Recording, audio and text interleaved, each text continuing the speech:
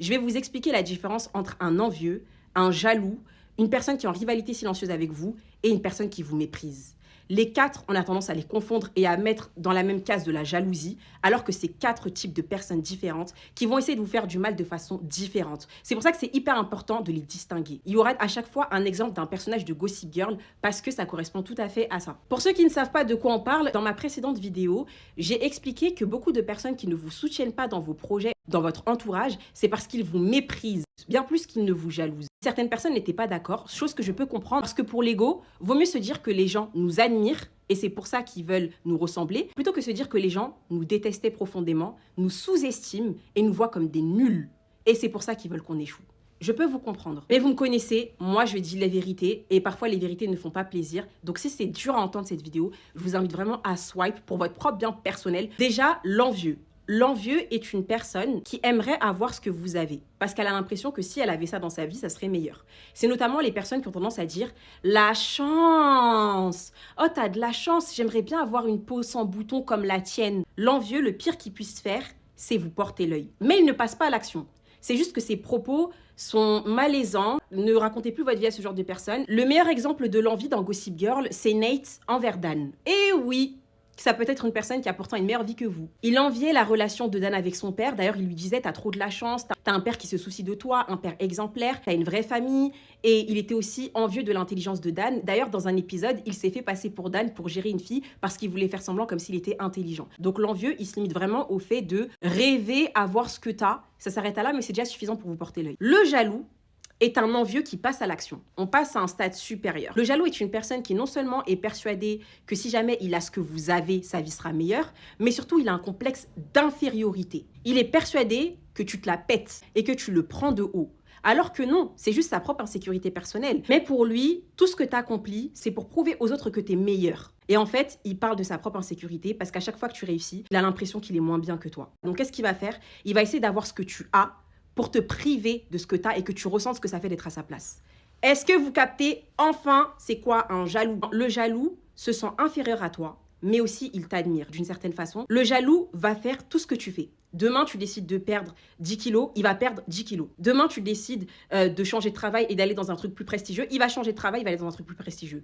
En fait, derrière un jaloux se cache un admirateur, se cache un fan. C'est ça, en fait, que vous captez pas. Un jaloux est à la fois quelqu'un qui veut avoir ce que vous avez, mais aussi une personne qui se sert de vous comme modèle pour avoir un semblant que sa vie a un sens. Vous guidez sa vie. C'est pour ça que quand vous coupez tout au jaloux, eh ben, il est perdu, il est perturbé. Et qu'est-ce qu'il va faire? C'est qu'il va soit continuer de vous stalker avec un faux compte, soit il va venir s'excuser de ce qu'il a fait, il va essayer de regagner votre amitié et d'être proche de vous à nouveau. Il a besoin de vous autant qu'il aimerait avoir ce que vous avez. Le meilleur exemple de ça dans Gossip Girl, Jenny est jalouse de Blair. Elle veut à tout prix avoir tout ce que Blair a parce qu'elle a l'impression qu'à partir du moment où elle a ce que Blair a, elle aura le respect des autres. Le jaloux est à la recherche de reconnaissance. Et Jenny est aussi jalouse de Serena. Elle veut qu'un homme l'aime comme Nate aimait Serena.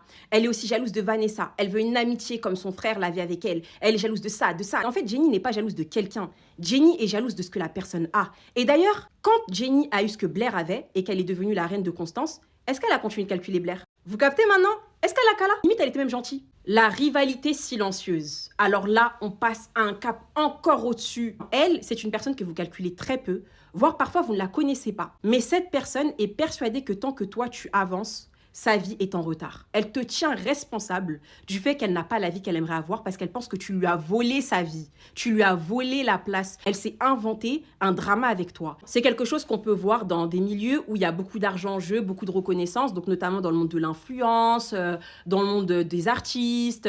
Voilà, des personnes qui vont aller par exemple en off, dire à des marques c'est soit elle, soit moi, alors qu'à aucun moment vous avez eu la même opportunité. En fait, ce besoin de te saboter avant même qu'on connaisse ton existence parce qu'elle est effrayée de ta présence. La rivalité silencieuse, c'est une personne que toi, tu vois en vite fait, mais pour elle, tu es le centre de sa vie. Elle n'a que ton nom à la bouche, elle fait que parler toi derrière, tout ça, tu es au courant de rien. Elle fait des plans contre toi. C'est une personne qui déteste sa propre vie et qui t'en veut de mener la vie de tes rêves à toi. On passe au méprisant. Lui, c'est le pire. C'est pour ça que je vous dis de ne pas le confondre avec le jaloux. Parce que le confondre, c'est lui donner une part d'humanité, alors que c'est le pire. C'est de la méchanceté pure et dure. Il n'y a pas d'envie, il n'y a pas ça. Dans sa tête, il est au-dessus de toi. Toi, t'es une merde. Cette personne n'est pas un jaloux au départ parce qu'il t'a connu dans la galère. Il t'a connu justement quand tu étais en bas, quand t'étais ma pauvre. Aïe, toujours elle, miskina. T'étais le sujet de conversation que le reste du groupe avait en terrasse quand t'étais pas là. En mode, quand il t'arrive un truc, après, moi, je suis pas Mimi, je prends l'exemple de mon prénom, mais tu remplaces mon prénom par le tien. Après, ça peut arriver qu'à Mimi. Par exemple, demain, tu veux perdre du poids. Ouais, c'est Mimi, on sait tous qu'en 2 jours, elle va abandonner. Tu réussis à avoir un projet ou un travail. Eh, vas-y, dans 1 mois, on sait tous que c'est gâté. En vrai de vrai, c'est Mimi, tu connais. Donc, quand vous venez en leur disant que vous allez faire un projet et que vous attendez le soutien de ce genre de personnes, ils ne le font pas parce qu'ils sont persuadés que vous allez flop et que, vas-y, ils n'ont pas envie que leur nom il soit mêlé à votre futur flop. Vous leur faites honte. Pour ces personnes, tu étais le baromètre de l'échec. Tant que tu avais des problèmes dans ta vie, ils étaient persuadés qu'ils avaient une bête de vie. Et à partir du moment où vous commencez à réussir, ils se rendent compte que, en fait, non, ils sont pas aussi supérieurs qu'ils le pensaient dans leur tête. Et ces gens-là, ils sont prêts à tout pour vous maintenir en bas. S'ils doivent appeler votre travail pour vous faire virer, ils vont le faire. Et bien évidemment, ils veulent pas avoir votre poste. C'est pour ça que je vous dis, c'est pas des jaloux. Ils veulent juste que vous perdez votre travail. Que vous restez en bas fin. T'as capté? Quand tu leur partages ton projet, le jaloux, il va regarder en story, mais il va pas liker, il va pas aimer, il va pas commenter. Eux, ils vont pas faire ça. Ils vont signaler en masse ton compte pour qu'il saute. Tu captes ou pas? Et ils veulent pas se lancer sur les réseaux. Juste, t'as pas avancé, t'es censé être en bas. Serena, par exemple, était méprisante envers Blair. Elle était persuadée d'être au-dessus de Blair dans tout, donc elle la jalousait pas. Jusqu'à ce que Blair intéresse un prince. Elle a essayé de niquer leur relation. Serena ne voulait pas le prince, elle voulait que Blair reste en bas d'elle. Parce que dans sa tête, ça a toujours été comme ça et ça doit être comme ça. Maintenant, vous savez la différence entre les 4. Vous allez pouvoir vous protéger de ces 4 personnes. Parce que pour se protéger, il faut connaître le visage de ses ennemis.